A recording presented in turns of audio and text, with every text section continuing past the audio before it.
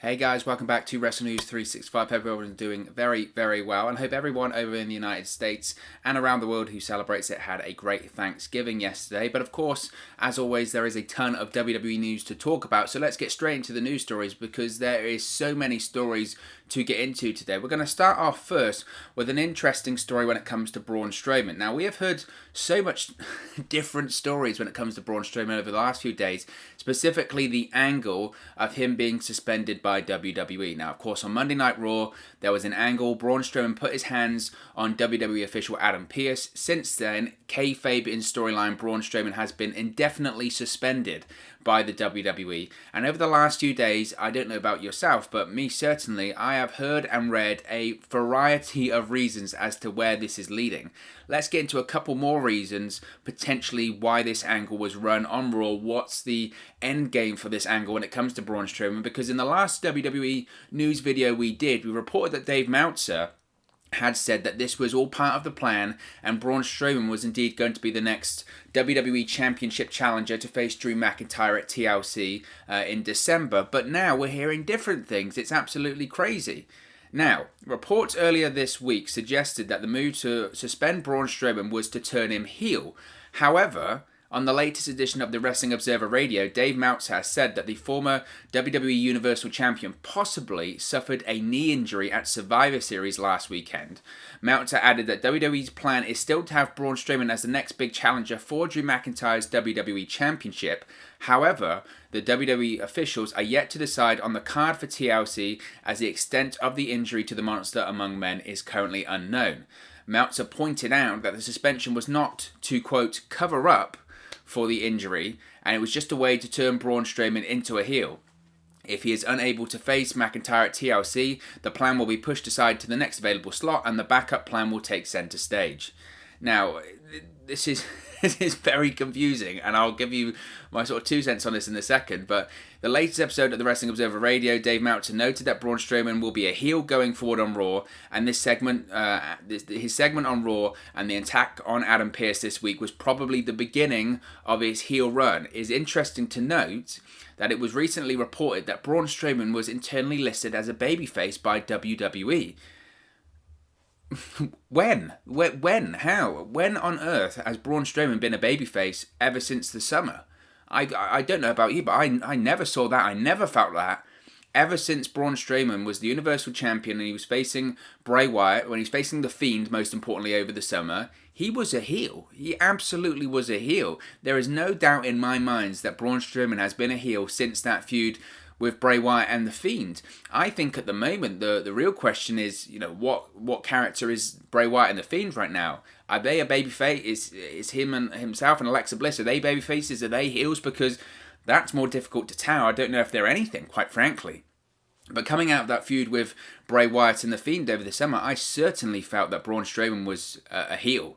I thought that was the whole point, is that he was turning heel, because I think the original plan was to have The Fiend become a babyface, this anti-hero, and Braun Strowman be a heel, and they kind of achieved that, but it wasn't really set in stone. But certainly coming out of SummerSlam, and then Braun Strowman, he changed everything about himself. He changed his look, he changed his ring gear, his entrance is slightly changed as well. I thought all of that was because Braun Strowman had once again become a heel. So this news that Dave Meltzer is speculating that this attack on Adam Pearce on Raw is to become a heel, when wasn't he a heel? Go back and watch Braun Strowman for the last 3 months. He's always been a heel. And this was kind of, when I saw this report, and I've seen several of them, this is what I touched on a second ago, I've seen so many reports at this point when it comes to this Braun Strowman storyline, specifically by Dave Meltzer. And I don't want to be in the business of calling people out of BS stories or BS sources or incorrect reporting, because it happens to everyone. Sources are, sometimes not accurate, sometimes things happen, plans change, sometimes WWE puts out purposely misleading information, and so does AEW, so does Impact, so does everyone. That's the nature of the beast when it comes to any form of reporting. But Dave Meltzer this week, just so we're aware, has said that Braun Strowman was suspended on Raw because it was an angle. He was going to come back and be the challenger for the WWE Championship, said he was going to get back. Now he's saying it's a heel turn. Now he's saying it's an injury. Now he's saying someone else could go in and it could be done at a later stage. I mean, the phrase covering all the bases really does come to mind there. What outcome hasn't he speculated or reported on there? Now maybe all of the outcomes there are right. Maybe it is a heel turn. Maybe eventually Braun Strowman will face Drew McIntyre. Maybe he does have a minor injury. I don't know. But I see these stories, specifically when it comes to Braun Strowman the last few days, and I just think, well, how can you tell what is and isn't true there? Because every single base has been covered. So I just find that very, very odd. I find the story that Braun Strowman had an official heel turn on Raw incredibly bizarre, because when has he been a babyface? He was feuding with Keith Lee over on Raw. He was on Raw Underground beating people up. I never, ever felt during those segments that he was anything but a heel during that period of time. And if this is just further solidifying that he's a heel, that's great. Braun Strowman is a much better heel than he's a babyface. I still think there's a lot of work to do when it comes to re-establishing that Braun Strowman character, getting him back to what he was in 2017 and 2017, 2016. There's a lot of work to get him back to there. WWE has booked this guy horrendously into the ground over the last few years, so much so that when he did eventually become Universal Champion at WrestleMania this year, which was just by circumstance, it was never in the plans, his title reign meant absolutely nothing. It meant nothing because we hadn't been, as a fan, preconditioned to really care about the Braun Strowman character, especially as a babyface. Because we'd felt time and time again, if it was a big match, he lost. By the time he won the Universal Championship, one, there was no build. It's not Braun Strowman's fault, but it meant nothing. And again, it's not, nothing of this is Braun Strowman's fault. It's just poor booking. And this is why when I see this report, Braun Strowman turned heel on Monday, did he? Did he actually, though? So I don't know. All we do know for a certainty is that this coming Monday on Raw, we will have a triple threat match to determine the number one contender for the WWE Championship. Of course, it's going to be AJ Styles, Keith Lee, and Riddle facing off to see who will be Drew McIntyre's next challenger. We'll have to wait and see or not whether Braun Strowman does get involved in this, whether he is injured, whether he's turning heel, whether he is actually suspended. I don't know. It just, like I said, when I've seen every single base covered with these Braun Strowman reports over the last few days, I do sort of shake my head at it slightly and say, are we going to actually find the real story here? Because it feels like we're just hearing every single different version every single day. So, but interesting. Of course, if we hear anything about that, we'll keep you up to date when it comes to that. Next, what I want to talk about, of course, was Becky Lynch. We've got another update as to Becky Lynch's pregnancy provided by her fiancé, Seth Rollins. The Friday Night Messiah, the SmackDown Savior, Monday Night Messiah, whatever you want to call him, recently spoke to the WWE Network and provided an update on his fiancée, Becky Lynch, who, of course, is fast approaching her due date. She actually released some pregnancy pictures a couple of weeks ago with the couple front and center on their Instagram, or on Becky Lynch's Instagram, rather. Seth Rollins said, quote, "She's doing really well. Our due date is fast approaching. It's crazy to think we'll be parents soon. I'm sure she's ready to get back to work just like we all are, but yeah, she's been so incredible throughout the entire pregnancy." Now, Seth Rollins also commented, stating that WWE's lighter working schedule due to the current pandemic has actually been a blessing in disguise, since he's been able to spend a lot more time with Becky Lynch at home. He said, quote, "In our regular WWE schedule, we're always traveling and never get to be home. And with my fiance's pregnancy, I've been able to spend a lot of time with her, and I wouldn't have been able to do this on our regular schedule. The timing of that worked out really well. It's a nice break for both me physically and mentally." Now, of course, Seth Rollins has been written off of WWE television. Rollins was written off of WWE programming after sacrificing himself in the Team Raw vs. Team SmackDown Elimination 5-on-5 Tag Team match at Survivor Series this week. Rollins tagged himself into the match, got down on both knees, and allowed Sheamus to bro kick and pin him, eliminating him from the match. Rollins was the first person eliminated from that match. It is speculated that Rollins will now be offered TV to see out his paternity leave while Becky Lynch does give birth. It's also reported and expected that Seth Rollins will return early in 2021, potentially for the Royal Rumble or just before them. Of course, as always, we wish Becky Lynch and Seth Rollins all the best in their upcoming birth of their first child. Also, I want to talk about, there's a couple of bits of news about WWE bringing some producers back. The first being Shane Helms. Now, Shane Helms is an interesting one because Shane Helms was one of the names released or furloughed by WWE shortly after WrestleMania. With the lack of live events, several agents and producers were furloughed in the hope they could be brought back later on down the line.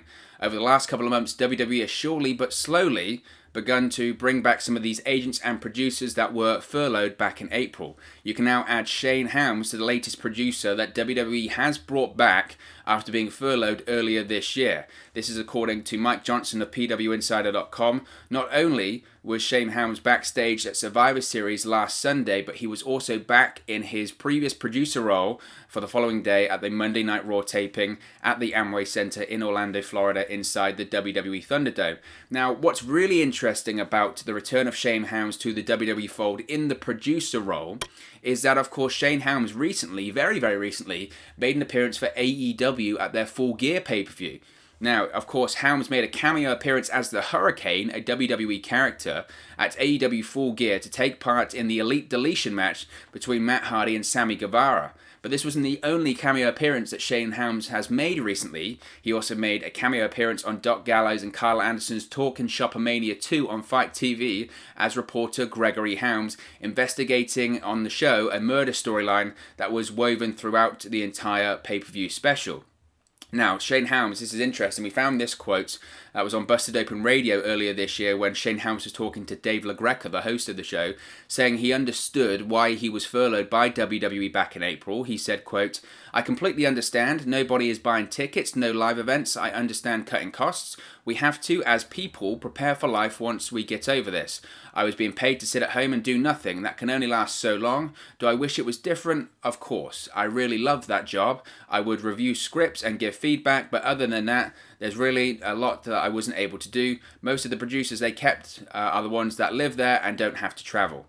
Now, obviously, now that Shane Helms is back under the WWE umbrella, we're not going to see any more cameo appearances from the Hurricane or Gregory Helms or anything like that on AEW programming or Talkin' Shop a Mania 3 or anything to do with the Good Brothers. I do find it curious that he has been brought back just after he started to appear for AEW. Now, obviously, as I mentioned previously, WWE have been bringing back slowly these producers that were furloughed earlier on in the year, so that is nothing new. Shane Helms is no exception to that, and there's another producer that was brought back, which we'll touch on in a second. But you can't tell me that WWE didn't see the Hurricane appear at Full Gear and go, maybe, now that we're bringing back producers, maybe let's bring back Shane Helms, considering absolutely AEW would have him as producer, absolutely AEW would have him as a talent. Tony Khan even mentioned in his Full Gear post-show media scrum that he would consider bringing back the likes of Shane Helms or working with the likes of him or Gangrel in the future. Now, WWE isn't going to bring back Gangrel anytime soon, but Shane Helms certainly would be an asset.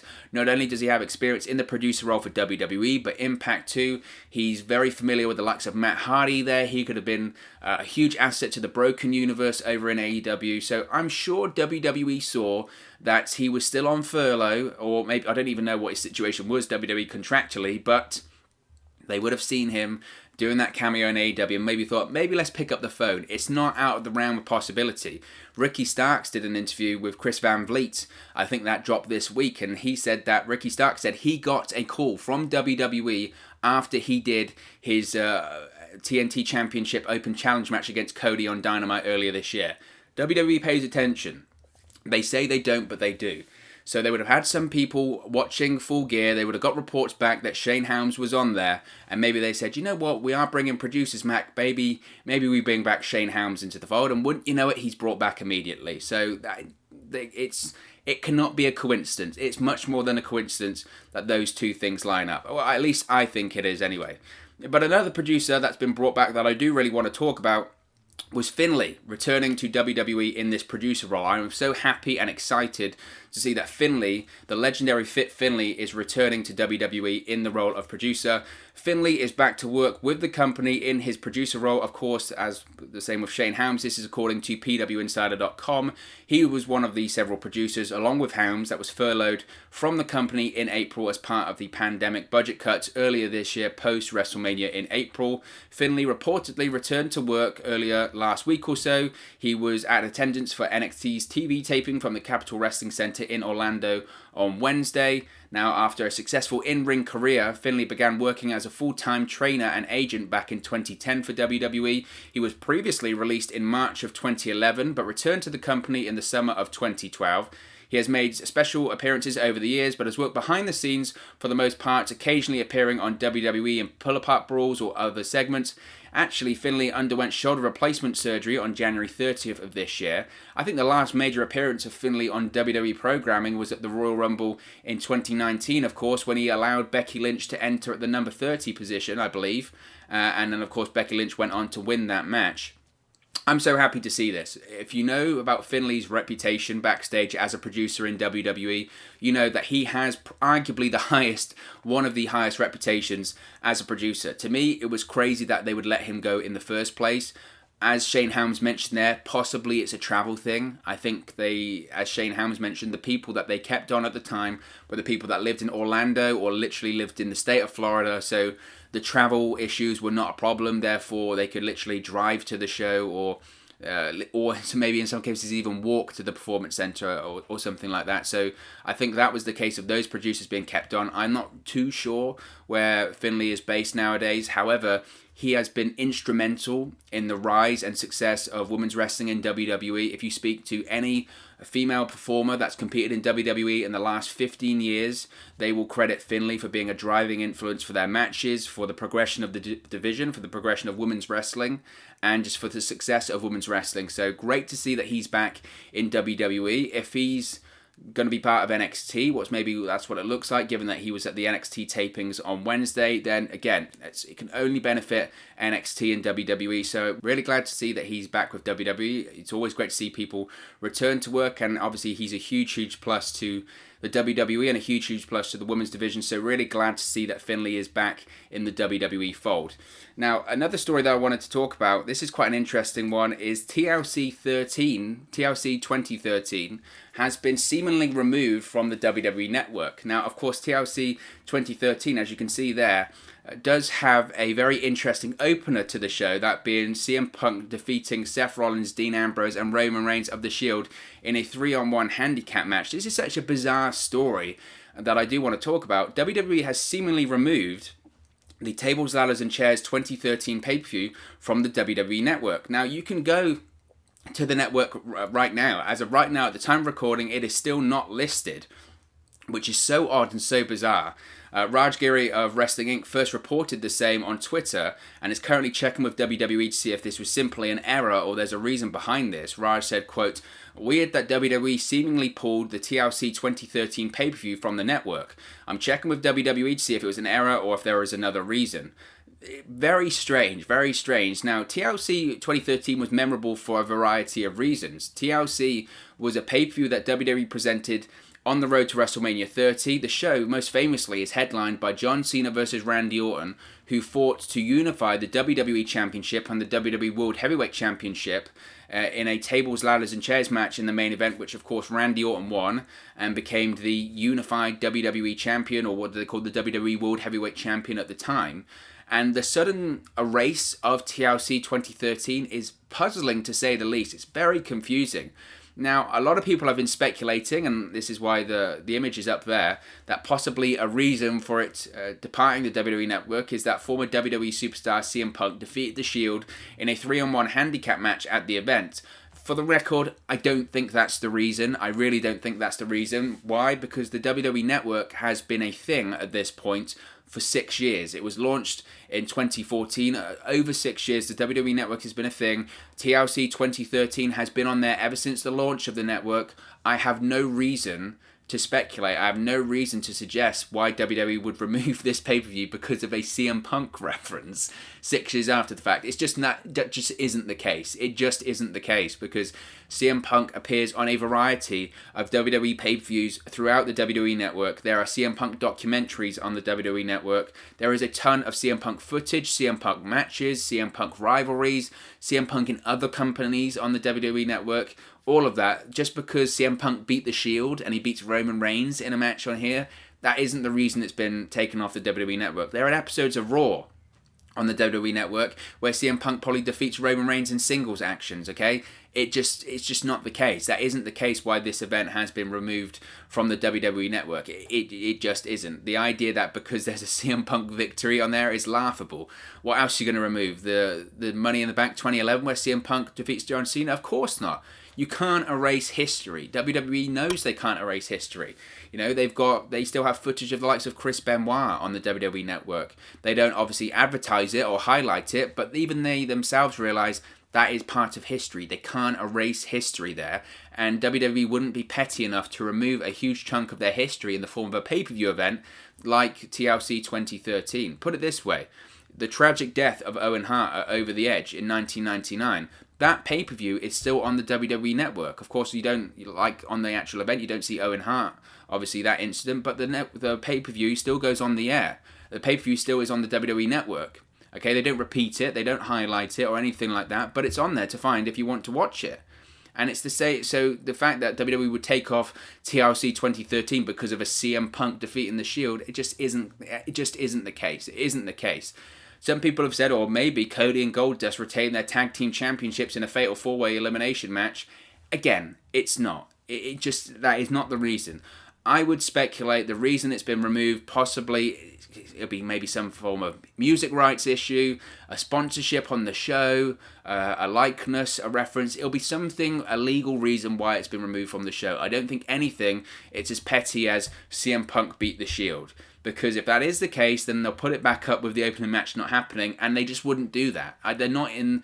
You can call WWE a variety of things, Lord knows I have, and they absolutely deserve it, but they don't erase history because they know they can't. So, especially when it comes to the network. On WWE television, that's another thing. Are they going to go out and reference CM Punk on WWE TV? Absolutely not. When he returned to WWE Backstage this year, I think they did it like twice, and then they stopped doing it because Vince McMahon blew his stack that they were mentioning CM Punk once again on WWE television. When it comes to the network, they can't erase history. They don't erase history. They just don't highlight it or repeat it. So the idea that this pay-per-view got removed 7 years after the fact because of a CM Punk victory is just ludicrous. To me, that is outrageous, to be honest. You even speculate that. But it's not a non-story. It's absolutely a story. It's a bizarre omission. Like I said, if I were to speculate, and I don't know this is the case, I would suggest maybe it's something to do with a sponsorship issue, a likeness issue, a music issue. Maybe it's the fact that the pay-per-view had a certain theme song that they can't now have the rights to. I don't know. What is interesting about the CM Punk match is that after CM Punk departed the WWE, of course, infamously, he went on the Colt Cabana podcast, which led to him and Colt Cabana getting sued by WWE after some comments they made about WWE's physician. But CM Punk did mention the match where he faced the Shield at TLC in 2013. Punk slammed WWE management on the podcast for coming over to him on multiple occasions saying, you got to make Roman look really strong, when of course CM Punk beat all three of them in a handicap match. How do you make Roman Reigns and the Shield look strong when one superstar beats three who are being groomed for huge success later on? Very, very strange. But if you look at the card, it isn't really a card that screams out any reason I would suggest for the matches why it would be removed from the WWE Network. As I mentioned, you had CM Punk defeating the Shield in a 3-on-1 handicap match. You had AJ Lee retaining the Divas Championship over Natalya. You had Big E Langston retaining the Intercontinental Championship over Damian Sandow. You had Cody Rhodes and Goldust retaining the WWE Tag Team Championship against The Big Show and Rey Mysterio, the Real Americans, and Ryback. You had R-Truth defeating Brodus Clay, Kofi Kingston defeating The Miz in a no disqualification match, the Wyatt family, which was Bray Wyatt, Eric Rowan, and Luke Harper defeating Daniel Bryan in a 3-on-1 handicap match. And then, of course, as I mentioned, the main event, I would argue, the historic main event, and the thing that this event is probably best remembered for, which was Randy Orton, the WWE Champion, defeating the World Heavyweight Champion John Cena to unify the WWE Championship and the World Heavyweight Championship into the WWE World Heavyweight Championship. So I'm sure this will reappear on the WWE Network in the coming days. TLC is the next pay-per-view around this time of year when TLC is coming up. People like to watch all of the previous TLC pay-per-views, and people will want to watch because of the historic main event between Randy Orton and John Cena. So I'm sure it will appear in the next few days, but the idea that it got removed because of the CM Punk victory, I think is crazy, is absolute crazy. So bizarre story though, certainly a bizarre story. And finally, what I wanted to touch on as well was Goldberg. Now, the former WWE light heavyweight champion Goldberg, real name Dwayne Gill, has been released from the intensive care unit after suffering a heart attack on Wednesday. This is according to former WWE SmackDown star and close friend of Gill, James Ellsworth. Ellsworth took to Twitter on Thursday to provide an update on his good friend's health. He said, quote, "Hey everyone, happy Thanksgiving. I just got off the phone with the wife of Dwayne Gill, also known as Goldberg. She wanted to let everyone know what's going on with Dwayne. He had a heart attack yesterday, but he's doing good now and just got out of the ICU." Ellsworth said that Goldberg is expected to be back home soon and start transitioning into getting back to normal. He said, quote, "Please send your prayers to Goldberg and his family at this time. We hope that he will be home soon and be back to his normal, funny, goofy self. Take care, you guys, and God bless you all. Stay safe." Now, Goldberg, if you're not familiar, had multiple stints working as a WWE talent. His first run came from 1991 to 1994, where he served the role as a jobber on the likes of WWE Superstars and enhancement talent on those kind of programs. But in 1998, he was brought back at Survivor Series, famously or infamously, to face Mankind in the first round of the tournament, the Deadly Games tournament, to crown the new WWE champion. This is the corporate Mankind when he got screwed at the end of the night against the likes of The Rock in the screw job a year after the Montreal screw job. But then famously, probably most famously, in the wake of Goldberg's popularity with World Championship Wrestling, WWE repackaged Gill as a parody version of the at the time, the WCW World Champion. During that time, he became Goldberg, and he came out with the sparklers, and you had the piped-in audio from the crowd, and the announcers would make reference that nobody is chanting Goldberg, so I'm not sure where these chants are coming from. But he was a former champion. He defeated Christian to capture the WWE Light Heavyweight Championship at the time. So, of course, everyone here at Wrestle News 365 sends Goldberg their well wishes. Hopefully, he makes a speedy recovery and he can get back home soon and get back to his normal self. But what are your thoughts on today's stories? Of course, as always, with all of these stories, this is just one man's opinion. What are your thoughts on the WWE news stories we have presented today? Let me know your thoughts in the comment section below. I'll be sure to respond and reply to all of your comments. Really enjoy interacting with you guys, chatting about WWE here on the channel. So be sure to leave a comment below and I'll do my best to reply and respond. If you have enjoyed this video, please do smash a like on the like button. Really does help us out here on YouTube, go up the rankings and get to people's recommendation feeds if they haven't seen our videos previously. But most importantly, if you haven't already, please do subscribe to Wrestle News 365. You can do that by clicking the bottom right hand corner of the screen right now, or if you wait a few seconds, there'll be a subscribe button at the end of this video along with another video for you to watch. Thank you very much for watching, listening, streaming, or however you come across this video today, and I'll speak to you again very, very soon. Hey guys, thank you for watching, listening, streaming, or however you come across this video today. Be sure to click on the video on the right there to watch our next video, or click the bottom there to subscribe, or the bottom right hand corner. Thank you very much, and I'll speak to you again very soon.